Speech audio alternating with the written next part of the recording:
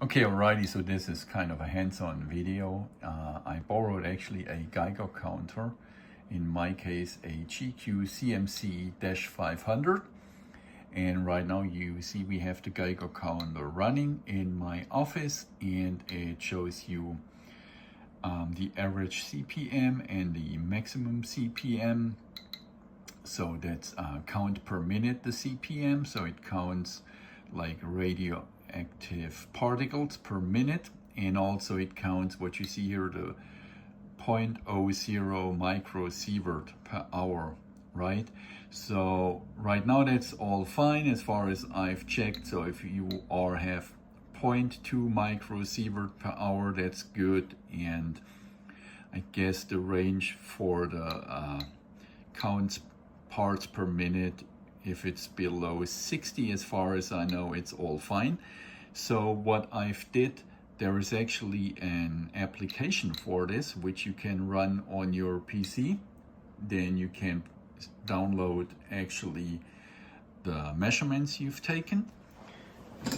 Of course, if we are talking a Geiger counter, you have to download it on a Fallout PC. So it has to be a PC which is specifically for radiation.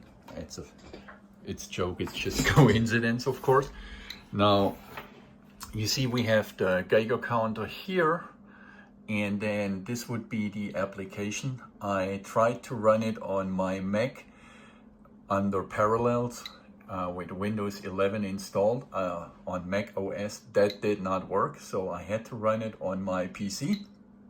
But you see, you can connect the Geiger counter actually pretty easy to your PC, and then you should actually get the same measurements on both sides. And as I said, I got that Geiger counter from the library, and now let's just see a little bit more. So what you can also do here, it can actually run without the USB-C cable. Let's take that cable away, and the battery is fully loaded. Now you have a menu here. So you see we can actually, or we could even sample food, which we're not going to do. And you can change the fonts as well. And what I am going to do within the next weeks, I actually want to check my radon mitigation system and see if we get some different measurements from the radon system.